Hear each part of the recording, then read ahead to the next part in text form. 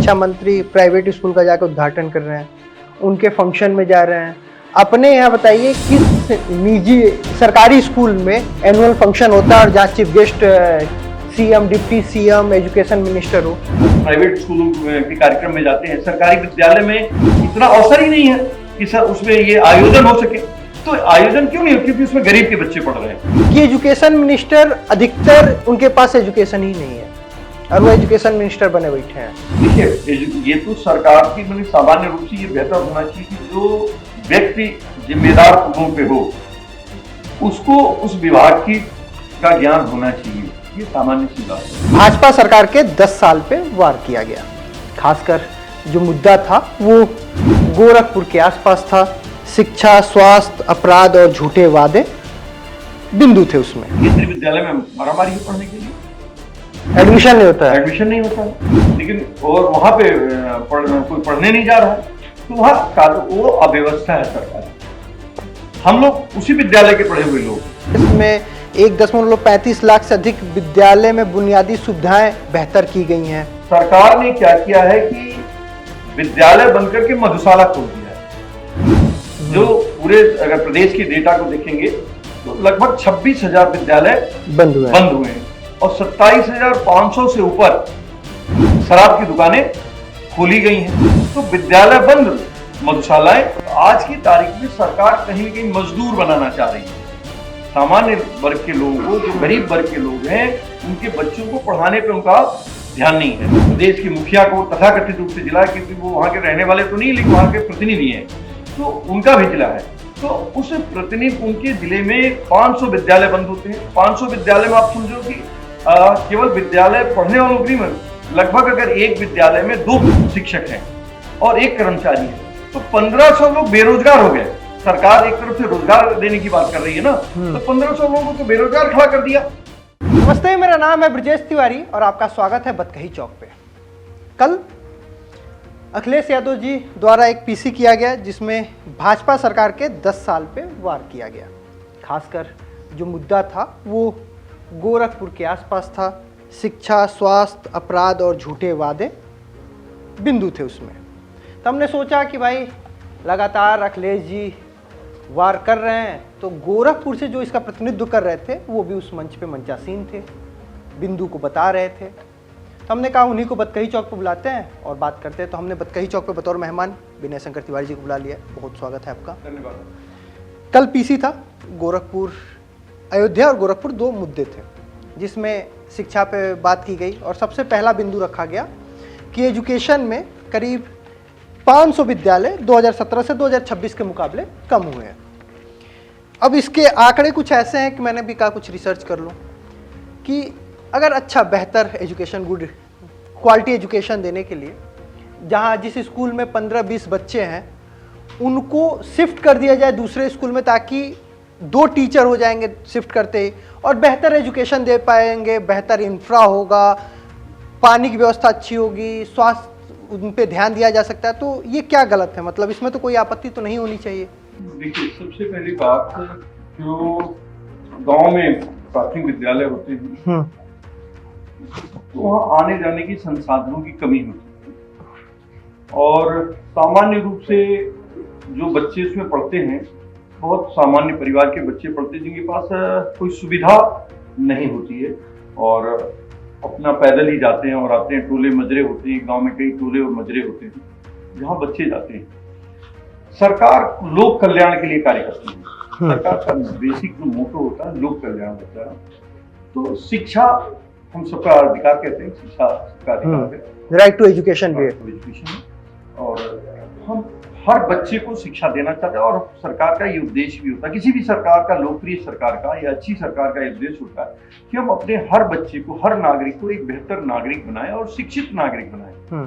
तो अभी क्या हो रहा है कि जब से सरकार ने लगभग गोरखपुर में 500 विद्यालयों को बंद किया है, तो 500 विद्यालयों में जो उनका डेटा है कि 50 बच्चों से कम पढ़ते थे। तो वो कारण क्या है? पहले तो हमें ये पता करना पड़ेगा। भाई अगर देखिए, वहीं केंद्रीय विद्यालय है, केंद्रीय विद्यालय में मारामारी है पढ़ने के लिए, एडमिशन नहीं होता है। एडमिशन नहीं होता है, लेकिन और वहां पे कोई पढ़ने नहीं जा रहा है, तो वहाँ वो अव्यवस्था है सरकार की। हम लोग उसी विद्यालय के पढ़े हुए लोग हैं, उसी प्राइमरी स्कूल के, अपने गांव के प्राइमरी स्कूल से पढ़कर हम लोग निकले हुए लोग हैं। तो बच्चों को बेहतर शिक्षा दी जाए, ये सरकार का प्रयास होना चाहिए, ना कि इस स्कूल को बंद कर देना चाहिए। ये तो वही रहा कि न मर्ज रहेगा न मरीज रहेगा, उसको समाप्त कर दो, उसकी भ्रूण हत्या कर दो। तो सरकार ने क्या किया है कि विद्यालय बनकर के मधुशाला खोल दिया है। जो पूरे अगर प्रदेश की डेटा को देखेंगे तो लगभग 26,000 विद्यालय बंद हुए हैं और 27,500 से ऊपर शराब की दुकानें खोली गई हैं। तो विद्यालय बंद, मधुशालाएं, तो मधुशाला से उनका राजस्व बढ़ता है भाई, पैसा आएगा तभी तो कुछ काम कर पाएंगे। कुछ चीजें हैं जो शिक्षा, हमने कहा पहले ही कहा, लोक कल्याण के लिए होती है। सरकार व्यापारी नहीं है, हम व्यापार के लिए कार्य नहीं करते, हम अपने प्रदेश के आम जनमानस के लिए कैसे बेहतर शिक्षा दें, क्योंकि बिना बेहतर शिक्षा के बेहतर नागरिक हम नहीं बना सकते हैं।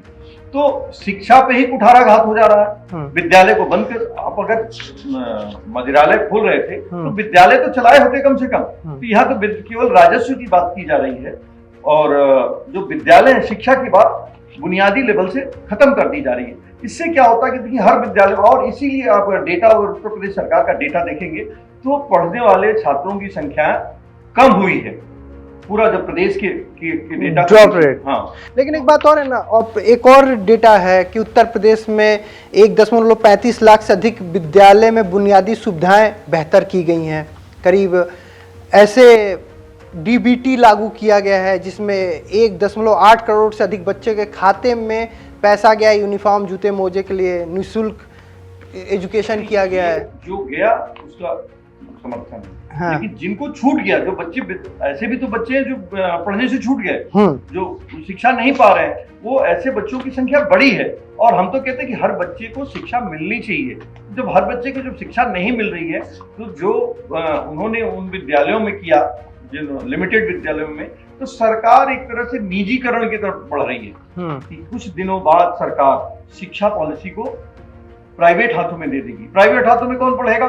तो सामान्य बच्चे वो पढ़ ही नहीं पाएंगे, वो बच्चे की पढ़ाई नहीं हो पाएगी, वो शिक्षा से महरूम हो जाएंगे। तो फिर क्या होगा कि अशिक्षित हो जाएंगे, फिर वो मजदूरी करने को बाध्य हो जाएंगे। तो आज की तारीख में सरकार कहीं न कहीं मजदूर बनाना चाह रही है सामान्य वर्ग के लोगों को। जो गरीब वर्ग के लोग हैं उनके बच्चों को पढ़ाने पर उनका ध्यान नहीं है, और जब तक बच्चा पढ़ेगा नहीं तब तक वो एक बेहतर नागरिक नहीं हो सकता। और ये किसी भी सरकार का एक लोकप्रिय सरकार का ये दायित्व होता है कि अपने बच्चों को बेहतर शिक्षा दी जाए। और ये हमारा इतिहास रहा है कि हमारे ऋषि परंपरा में भी रहा, हम गुरुकुल में पढ़ाए हैं लोगों को कि, और तमाम ऋषि ऐसे हुए कि अपना पूरा जीवन उन्होंने बच्चों को पढ़ाने में ही दे दिया है। उस परंपरा के वाहक है ये भारतवर्ष, ये उत्तर प्रदेश, खासकर उत्तर प्रदेश उस ऋषि परंपरा का वाहक है। और आज वहाँ पे शिक्षा समाप्त की जा रही है और मदिरालय खोले जा रहे हैं। ये इसकी जितनी भी भर्त्सना की जाए, जैसे गोरखपुर में ही 500 विद्यालय जो हमारा जिला है, और आज के प्रदेश के मुखिया को तथाकथित रूप से जिला, क्योंकि वो वहाँ के रहने वाले तो नहीं लेकिन वहाँ के प्रतिनिधि हैं, तो उनका भी जिला है। तो उस प्रतिनिधि, उनके जिले में 500 विद्यालय बंद होते हैं। 500 विद्यालय में आप समझो कि केवल विद्यालय पढ़ने वालों की नहीं, लगभग अगर एक विद्यालय में 2 शिक्षक हैं और 1 कर्मचारी है तो 1500 लोग बेरोजगार हो गए। सरकार एक तरफ से रोजगार देने की बात कर रही है ना, तो 1500 लोगों को तो बेरोजगार खड़ा कर दिया। तो विद्यालय बंद करना ये एक कोई समस्या का समाधान नहीं है। उसमें जो भी समस्या हो, बेहतर शिक्षा दीजिए। आज देखिए प्राइवेट स्कूल क्यों बढ़ रहे हैं, आप कहीं भी चले जाए प्राइवेट स्कूल बढ़ रहे हैं क्योंकि उनकी यहाँ शिक्षा बेहतर दी जा रही है। अगर आप उसमें शिक्षा बेहतर दें तो संख्या कम नहीं होगी। उनकी गुणवत्ता को सुधार करना चाहिए, न कि उसको बंद करना चाहिए। अच्छा, अगर निजी हाथों में स्कूल को देखना, देखिए शिक्षा मंत्री प्राइवेट स्कूल का जाकर उद्घाटन कर रहे हैं, उनके फंक्शन में जा रहे हैं। अपने यहाँ बताइए किस निजी सरकारी स्कूल में एनुअल फंक्शन होता है और जहाँ chief guest CM, deputy CM, education minister हो? ये तो प्रणाली पहले से चलती आ रही है, वही आगे निर्वहन हो रहा है। तो ये इसको सुधार करना चाहिए। मान लो कोई बीमार हो गया, हम उसको मार थोड़ी नहीं डालेंगे, उसको दुरुस्त करेंगे। हमारा काम क्या है? सरकार, अच्छी सरकार का काम क्या है कि हम किसी चीज को अगर कोई गलत दिशा है तो उसको अच्छी दिशा देने का काम करना है ना कि उसको समाप्त कर देना है। तो आज तो सरकार समाप्त करने की बात कर रही है। अगर जो आपने जो उदाहरण दिया कि जो लोग हैं प्राइवेट स्कूलों के कार्यक्रम में जाते हैं, सरकारी विद्यालय में इतना अवसर ही नहीं है कि सर उसमें ये आयोजन हो सके। तो आयोजन क्यों नहीं हो? क्योंकि उसमें गरीब के बच्चे पढ़ रहे हैं। तो इसका मतलब आप शिक्षा का जो समानता का अधिकार वो देना नहीं चाह रहे हो। तो शिक्षा का तो समानता का, सभी बच्चे एक तरह से पढ़े। अगर प्रतिभा किसी समाज की या किसी व्यक्ति की मोहताज तो होती नहीं है, तो प्रतिभा तो हर समाज के लोगों में होती है। तो उस प्रतिभा को आगे आना चाहिए। समाज के सभी वर्गों, हमारा मानना है समाज के सभी वर्गों की प्रतिभा को आगे आना चाहिए और वो प्रतिभा का सम्मान होना चाहिए। अभी हाल में ही हाई कोर्ट में सरकार ने एक एफिडेविट दिया जिसमें कहा कि हम पंचायत चुनाव भी नहीं करा सकते क्योंकि हमारे जो शिक्षक हैं वो जनगणना में बिजी हैं। अब बताइए, वो जनगणना करेंगे, उसके बाद विधानसभा चुनाव कराएंगे, फिर जिला पंचायत चुनाव कराएंगे, तो कहाँ से ये शिक्षा दे पाएंगे? ये प्रणाली तो कोई इसके लिए अलग विभाग बनाना चाहिए था चुनाव कराने के लिए। तो यही शिक्षकों के पास शिक्षा देने के अलावा सब काम है। जो भूसा देने का भी काम है बरेली में। देखिए, शिक्षकों से शिक्षा देने के अलावा किसी भी शिक्षक से बात करिए तो वो चुनाव गणना की बात कर लेगा, वोट कराने की बात कर लेगा, जनगणना की बात करेगा, पशुपालन की बात करेगा, शिक्षा की बात नहीं करेगा। जो उसका मूल दायित्व है, तो सरकार मूल विभाग में बातें नहीं कर रही है कि भाई तुम पढ़ा क्यों नहीं रहे हो, तुम ऑनलाइन नोटिस हाजिरी लगा दो। वो ये दिखाओ ना कि ऑनलाइन हम पढ़ा किसको रहे हैं, ये तो बताओ कि हम शिक्षा दे रहे हैं कि नहीं दे रहे हैं। तो शिक्षा, आज का शिक्षक शिक्षा देने के अलावा सभी कार्य कर रहा है।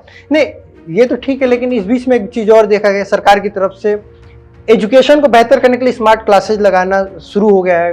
सरकारी स्कूल में अब स्मार्ट क्लासेज दिख रहे हैं। बच्चों को अब नंगे पांव नहीं जाना है, अब उनके पैर में सॉक्स है, शूज है, बैग बक्सा। उन्हें ऐसा नहीं पहले होता था कि हाथ में ही झोले में लेके किताब कॉपी जाते थे, अब बैग मिल रहा है जिसमें लेके जाते हैं। भारत मिलियन और ट्रिलियन की बात करता है, खासकर उत्तर प्रदेश सरकार लाखों करोड़ का बजट पेश करती है, लेकिन दुर्भाग्य उसमें शिक्षा का बजट कितना है? उसमें शिक्षा का बजट बहुत नॉमिनल है। और पूरी सरकार अगर आप देखोगे तो 10 साल के रिकॉर्ड में कोई ऐसा साल नहीं है जिसमें उन्होंने बजट को इस बार 2025-26 में 1 लाख करोड़ उच्च शिक्षा को मिलाए हुए। आप देखो कितना उन्होंने सरेंडर किया और इतना क्या परसेंट हुआ। ये नहीं, सरेंडर किया ये तो दूसरी बात होगी, पेश तो उन्होंने किया ही। पेश करने से तो खर्च नहीं हुआ ना। जैसे पैसा सरेंडर हो गया, मान लीजिए उन्होंने 10 लाख करोड़ का बजट बनाया, 9,36,000 करोड़ का कुछ बजट था, तो उसके पहले जो 24-25 का बजट है उसमें 25% बजट सरेंडर हुआ है। तो 25% बजट अगर आप सरेंडर कर रहे हो तो किस आधार पर इस बजट को बढ़ाए? उसके पहले भी बजट में सरेंडर किए हो। कोई 10 सालों में कोई ऐसा साल नहीं है जब बजट सरेंडर ना हुआ। अगर बजट सरेंडर हो रहा है तो बजट बढ़ क्यों रहा है? जब आपको मालूम है कि भाई हम इतना, हमारे पास संसाधन नहीं है, इतने पास हम खर्च नहीं कर सकते हैं, तो कोई भी व्यक्ति अपना बजट बनाता है तो अपनी योजनाओं को बना के बनाए। या तो आपके पास योजना नहीं है या आपके पास संसाधन नहीं है, दो ही चीज हो सकती है ना। तो अगर आप बजट को बहुत माइन्यूटली से देखोगे तो सरकार के पास आमद नहीं है, बजट लंबा है, आमद नहीं है, तो खर्च नहीं हो पा रहा। 25% बजट बहुत बड़ा बजट होता है। तो आप मानते हैं कि विजन नहीं है? विजन नहीं है तभी तो ऐसा कार्य हो रहा है। अगर विजन होता फिर ये क्यों करते?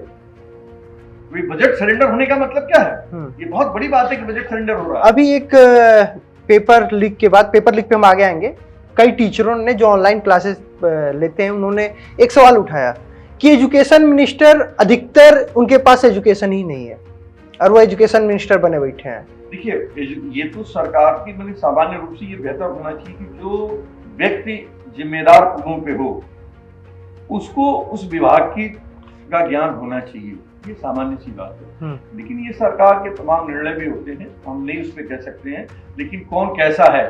लेकिन आज की तारीख में ये लग रहा है पूरे सरकार के पास ही विजन नहीं है, किसी व्यक्ति की बात नहीं है, सरकार के पास ही कोई दृष्टि नहीं है, कोई विजन नहीं है कि हम कैसे शिक्षा को आगे बढ़ाएं और किस तरह से शिक्षा को आगे ले जाएं। आज शिक्षा पे हमारा मिनिमम खर्च होता है, जो कि शिक्षा का और स्वास्थ्य का बजट ज्यादा होना चाहिए, बड़ा होना चाहिए। आज वो सबसे कम बजट शिक्षा और स्वास्थ्य पे है। जो गोरखपुर जिला एक उसका उदाहरण है कि वहाँ पे विद्यालय बंद किए गए, लोग बेरोजगार हुए और लोग स्वास्थ्य चिकित्सीय सुविधाओं के लिए, सिर्फ गोरखपुर में चिकित्सा की बात है, 2017 में वहाँ कुल प्राइवेट जो नर्सिंग होम थे वो 73 के लगभग थे। आज 2026 में वो 500 कुछ है, 575 या 500 मतलब 600 के आंकड़े को पास कर रहा है। इसका मतलब इन 9 सालों में या 10 साढ़े 9 सालों में कितने प्राइवेट अस्पताल खुल गए, सरकारी अस्पताल में लोग, इसका मतलब सरकार के ऊपर लोगों का विश्वास कम हुआ है, नहीं है, कम नहीं हुआ है ही नहीं है। आप बताओ क्यों प्राइवेट संस्थानों में क्यों इतनी भीड़ लग रही है?